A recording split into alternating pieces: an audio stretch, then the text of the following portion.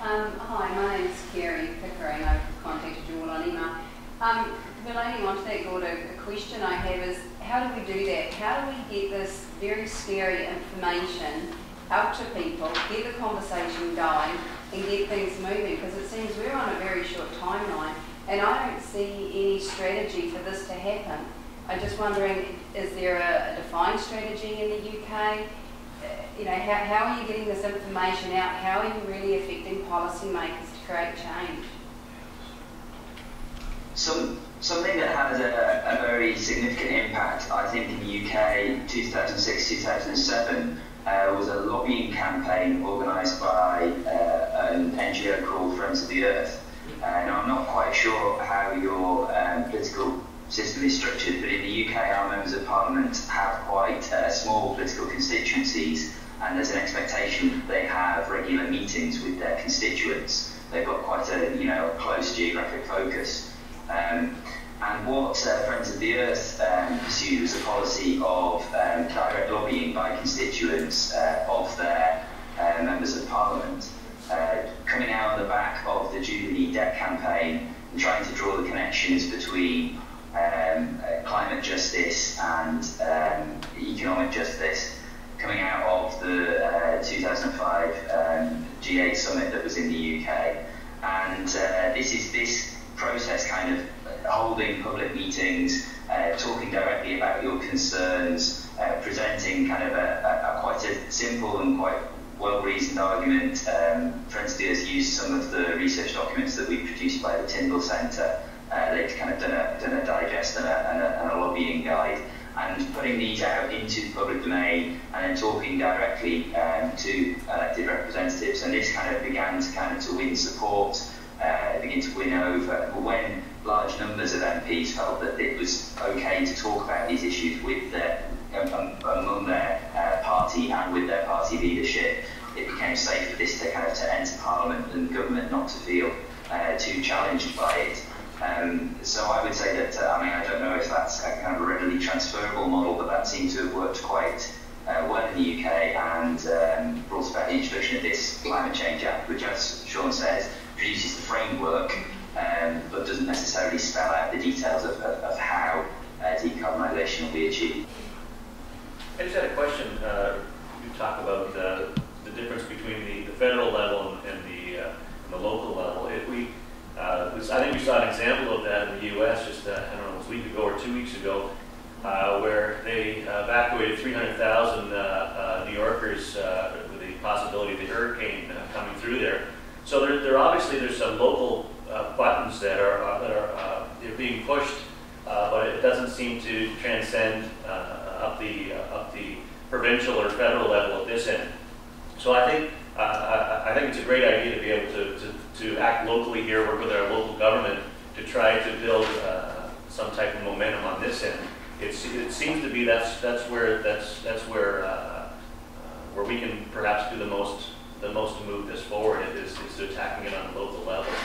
And again, it's if the exercise with the 300,000 people leaving being evacuated in New York City, again, that was a local city initiative, and so obviously the local level they get.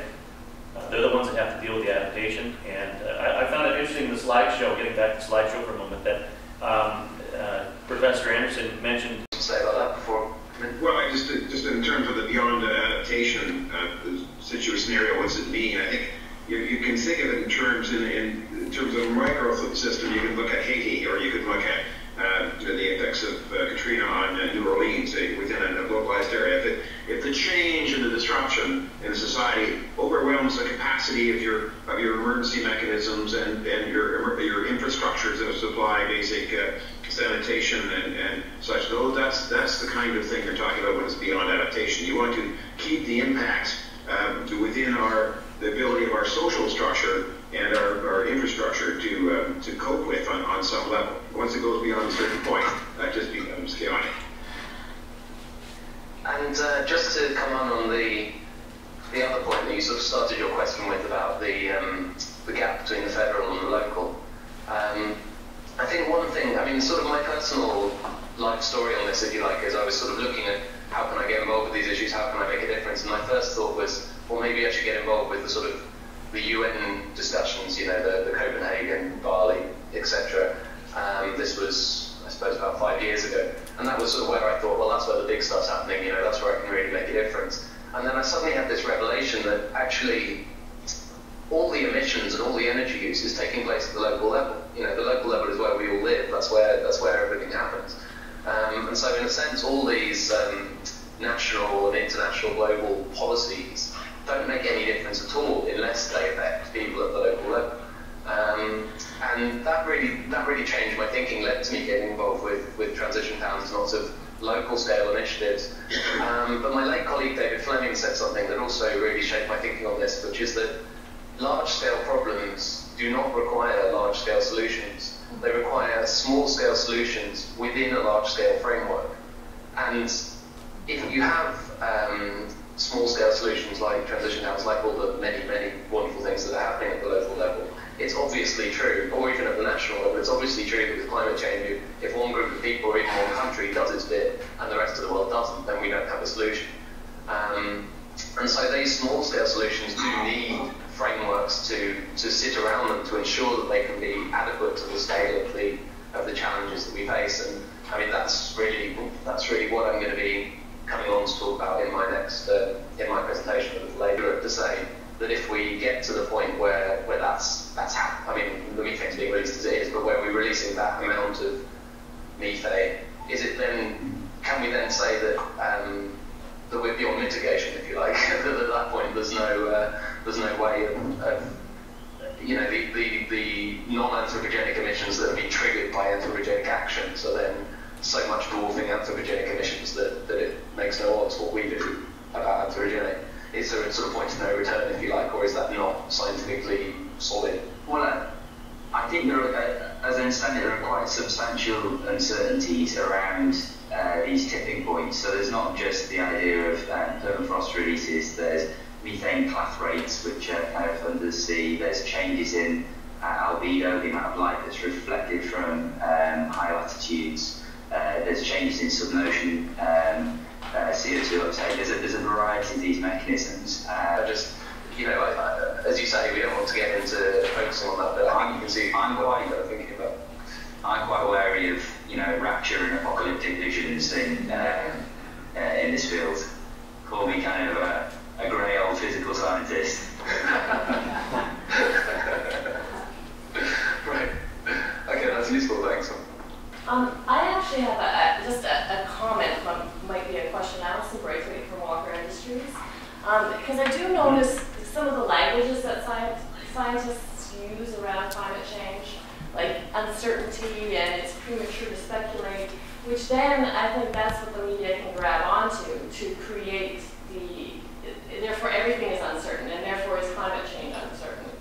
So is there a way to make the language more black and white and much more simple? And sometimes I know that's a challenge for scientists, but for the average Joe, one, I think really major catastrophe type things, people go, what can I do? And they become disempowered. But you know, here's the facts, the simple facts, and this is what it means to you, kind of thing. I think uncertainty is an important part of the scientific process, but I think we have to be clear about what it is that there are uncertainties surrounding and what it is that we have quite a robust understanding of. I think that just go back to what I said earlier about the simple quantities of carbon dioxide that are accumulating in the atmosphere and the simple physics of the situation that isn't new rocket science that's been around since the 19th century. I think we can be quite confident of those analyses. And say, for instance, you go back to the slides that Professor Anderson presented, you see that there's a number of different curves for lots of different circumstances. You know, if we make these sets of assumptions about the models, if we make those sets of assumptions going into the models, the actual overall conclusions don't vary substantially. There's such a small, safe atmospheric space for emissions that it doesn't matter so much how you carve up the pie amongst nations, other than between those with historic responsibility and those that are in a situation of trying to lift themselves out of poverty. And also, it doesn't matter to the greatest degree what the exact safe quantities of emissions would be. The broad framework is quite robust to making a case for near-term decarbonisation. So yes, I think you're right that it plays into the hands of those who would want to kind of confuse and to delay to maintain uncertainty. That is a fact of the scientific method, but there are certain base kind of assumptions that you can communicate quite clearly. And I guess it's because, you know, I listen to CBC a lot, and I listen to scientists being interviewed on CBC, and that it's going back to basics, constantly going back to the basics. So here's the black and white of the situation, and you can go in the middle about what the issue is, but then come back to basics and say, here's what we know, and this is definite. Because I think people just get lost in the information. So, I'll definitely take that back. I'd like to add that it's crucial to us to have the lines of communication left open in a global context, specifically because we in Canada and the United States have almost a blackout on reporting of issues. We have a article that we're using in our newsletter that is a prime example that is put together by marketing surveys in Toronto, supported by marketing surveys in Arkansas or Louisiana, and touted as evidence that people are no longer interested in climate change issues or environmental issues, and it's a bad idea for business to even talk about it. It goes against the bottom line. This kind of stuff takes up the majority of any information on climate change. And so if that's our mainstay media, we get these blogs going, do we have to continue to create new online newspapers? Is what's happening in other parts of the world to get the word out? And please keep your journals, your scientific papers published and getting this far. I think, as Sean suggested, normalising things socially doesn't just happen kind of through these kind of electronic avenues as well. Like he says with the Transitions Time movement, there are ways of kind of working in communities that can be very powerful as well. And so, talking about these issues and just not letting them drop, not letting them get kind of swept under the carpet is as you say, keeping the lines of communications open is a very positive thing. And a certain degree of role modelling goes a long way as well. If you go to tyndall.ac.uk, you can look at Kevin Anderson's blog about going to join the opening of a new university connection, where the Tyndall Centre has got an 8th partner in China, in Shanghai, Fudan University, and Kevin travelled there by train overland rather than flying out, and kept a record of his journey and his thoughts as a result. And that has kind of, actions like that have quite powerful symbolic effects, as well as the direct savings that they make. And they give occasions to talk about particular issues. And so in that case, it's one that Kevin has made the argument time and again, that as rich, educated elites, as middle-class white professors in the UK are, they should be careful to act as role models and to not be kind of profligate and going against the conclusions and presentations and advocacy positions that they may take that come out of their scientific research. Well, I want to thank you very much, John. We sort of have to move along here. And again, thank you so much for your time, and let you go back to your conference. And you're welcome, Tony. Thanks for setting this up. This is heartening. It's a great pleasure to be invited, and I wish you all the best for the future. Okay, well, we'll be in touch.